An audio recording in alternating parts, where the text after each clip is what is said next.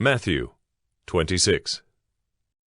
When Jesus had finished all these sayings, he said to his disciples, You know that after 2 days the Passover is coming, and the Son of Man will be delivered up to be crucified.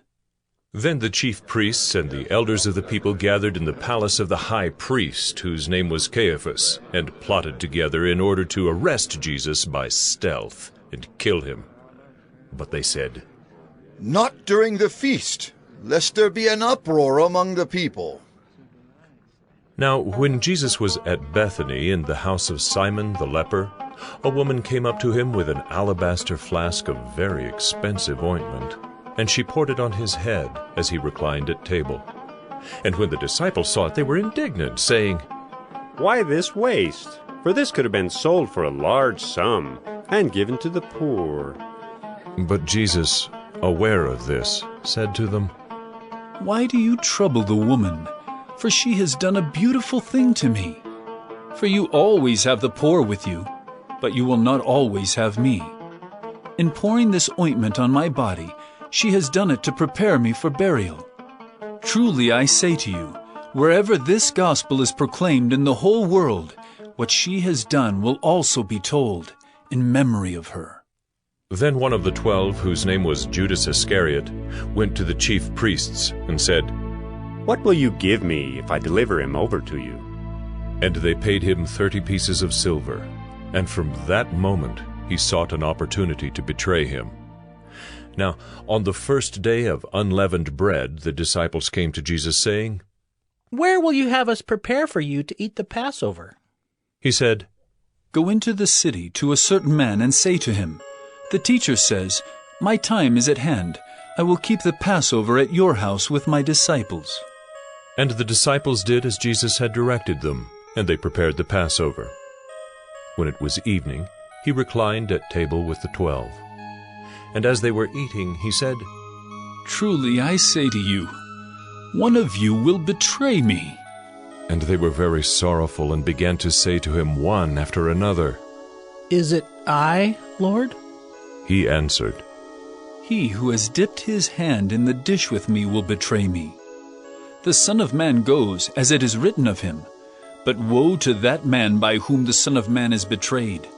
It would have been better for that man if he had not been born. Judas, who would betray him, answered, Is it I, Rabbi? He said to him, You have said so. Now as they were eating, Jesus took bread, and after blessing it, broke it, and gave it to the disciples, and said, Take, eat. This is my body. And he took a cup, and when he had given thanks, he gave it to them, saying, Drink of it, all of you. For this is my blood of the covenant, which is poured out for many for the forgiveness of sins. I tell you, I will not drink again of this fruit of the vine until that day when I drink it new with you in my Father's kingdom. And when they had sung a hymn, they went out to the Mount of Olives. Then Jesus said to them, You will all fall away because of me this night, for it is written, I will strike the shepherd, and the sheep of the flock will be scattered. But after I am raised up, I will go before you to Galilee. Peter answered him, Though they all fall away because of you, I will never fall away. Jesus said to him, Truly I tell you, this very night before the rooster crows, you will deny me 3 times. Peter said to him, Even if I must die with you, I will not deny you. And all the disciples said the same. Then Jesus went with them to a place called Gethsemane, and he said to his disciples, Sit here while I go over there and pray. And taking with him Peter and the 2 sons of Zebedee, he began to be sorrowful and troubled. Then he said to them, My soul is very sorrowful, even to death. Remain here and watch with me. And going a little farther, he fell on his face and prayed, saying, My Father, if it be possible, let this cup pass from me.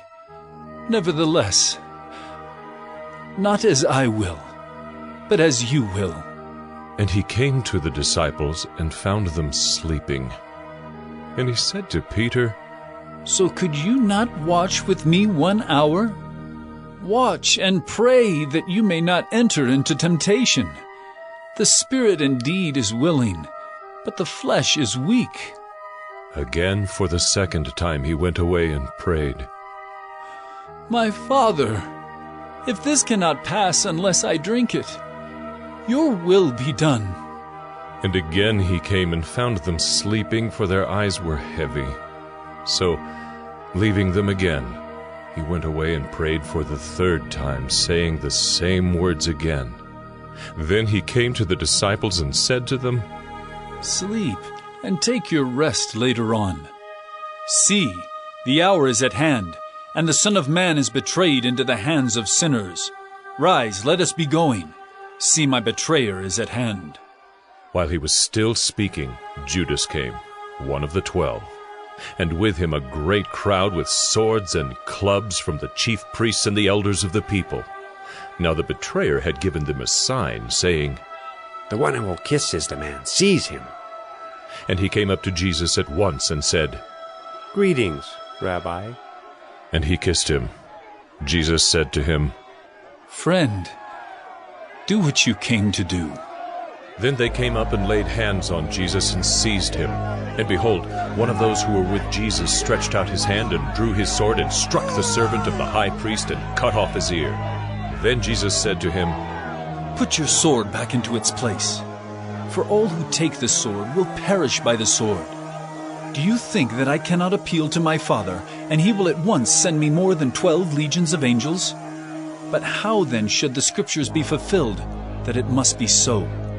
At that hour Jesus said to the crowds, Have you come out as against a robber, with swords and clubs to capture me?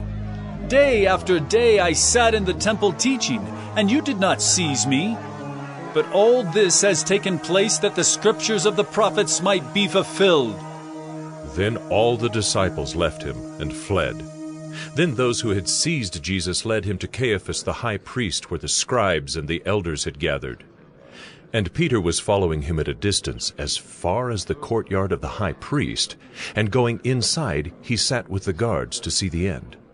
Now the chief priests and the whole council were seeking false testimony against Jesus, that they might put him to death. But they found none, though many false witnesses came forward. At last 2 came forward and said, This man said, I am able to destroy the temple of God and to rebuild it in 3 days. And the high priest stood up and said, Have you no answer to make? What is it that these men testify against you? But Jesus remained silent. And the high priest said to him, I adjure you by the living God, tell us if you are the Christ, the Son of God. Jesus said to him, You have said so, but I tell you, from now on you will see the Son of Man seated at the right hand of power, and coming on the clouds of heaven. Then the high priest tore his robes and said, He has uttered blasphemy! What further witnesses do we need? You have now heard his blasphemy. What is your judgment? They answered, He deserves death! Then they spit in his face and struck him, and some slapped him, saying, Prophesy to us, you Christ. Who is it that struck you? Now Peter was sitting outside in the courtyard, and a servant girl came up to him and said, You also were with Jesus the Galilean. But he denied it before them all, saying, I do not know what you mean. And when he went out to the entrance, another servant girl saw him, and she said to the bystanders, This man was with Jesus of Nazareth. And again he denied it, with an oath. I do not know the man. After a little while, the bystanders came up and said to Peter, Certainly you too are one of them, for your accent betrays you. Then he began to invoke a curse on himself, and to swear. I do not know the man. And immediately the rooster crowed, and Peter remembered the saying of Jesus.